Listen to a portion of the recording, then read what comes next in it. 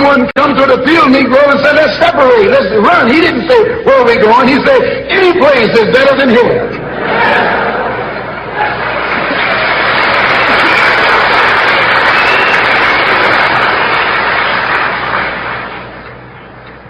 You got field Negroes in America today. I'm a field Negro. The masses are the field Negroes.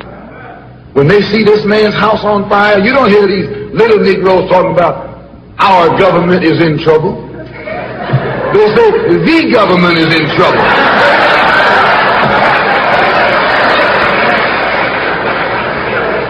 Imagine a Negro, our government.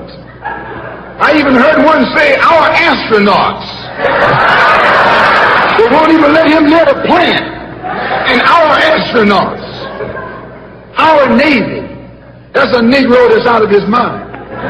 That's a Negro that's out of his mind. You see, many of us can only love our enemies because we haven't read it and we've forgotten. Many of us don't want to read it because it does fill us with anger and hatred and fear and so forth. Many of us avoid Black history because we try to avoid the fear and the anger and the bad feelings it's going to produce in us.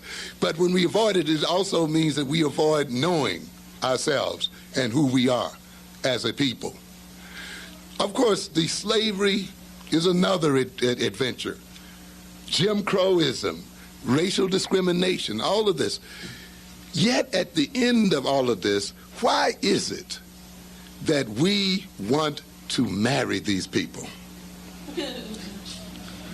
Why is it that we want to sleep with them and live with them and roll with them? Why is it that we just forget all of the things that they have done to our grandparents and our great-grandparents and the things they're doing to us right now and the things they're going to do to us in the future? You see, why do we do that, you see? Why do we want hair like them? Why do we want noses like them? Why do we want skin color like them? Why do we want to talk like them and walk like them and be like them after they have done all of this kind of stuff to us as a people? Why do we love them more than we love ourselves? Have you ever thought about that kind of issue? And yet this happens all the time.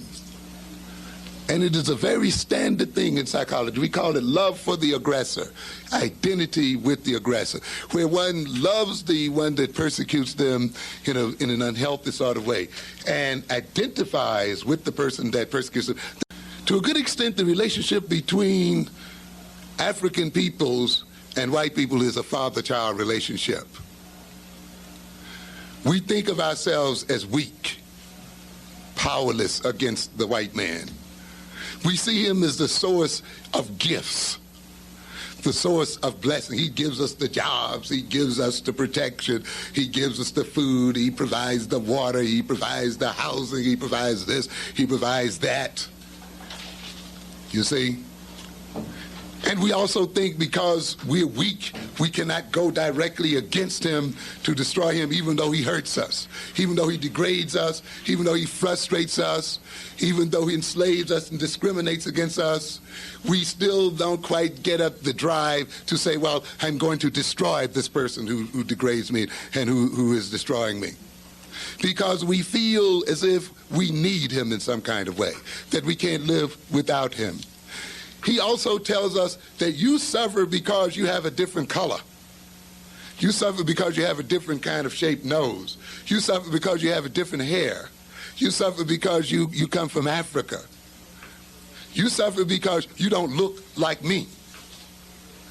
And what do we go for then? We say, well, if I want to get out of this suffering, then I should be as much like him as possible. As a matter of fact, if I get so much like him where he can't tell the difference between me and himself, he won't punish me anymore. I will no longer be, what? A victim. So therefore, we are motivated then to come outside of ourselves, to move toward the person that is destroying us and victimizing ourselves, hoping that if we can get them to love us, and if we can show them how much we love them, and if we show them how much alike we can be, we can get them to not see us as colored. You know, look at me, don't look at me as a black person, look at me as a person. You know, to abstract us In other words, in order for other people to love us, they must not see the blackness of our skins. They must see some kind of invisible abstraction before them. True love is a person who sees you for all of your blackness and your big lips and your big nose, and you kick your hair and still does what? Loves you.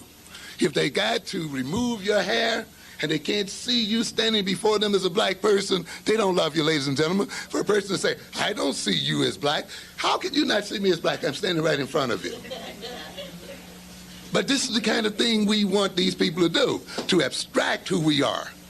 And therefore, if we become a distraction, that means we leave who we are. We have to come outside of ourselves. That's why we want to be educated with them and educated like them and so forth. We want to not identify in any way with Africa, African people, because to identify with Africa and African people is to suffer. So consequently, we even come to hate ourselves and come to hate our people and come to love the people who destroy us, but it's an unhealthy kind of love. We come to resemble those people. We want to take their values and their orientations toward life. And when they accept us, we escape from our self-hatred. And therefore, we look as if we look for their love to take us outside of ourselves as a people. So consequently, even when we don't love them, when we love even within our own group, we still often look for a kind of love that will take us outside of ourselves, which means then that we become false and unreal and untrue and dishonest and deceptive, unknowing. And how can you develop then a beautiful household and beautiful children and a beautiful community with a love based on this kind of hatred? Too much of the love in this system, not only among black people, but even in this country as a whole, black, white, blue, green, and yellow, is love based on hatred and resentment, on people trying to escape from themselves. It's a love based on fear, you see, fear of rejection,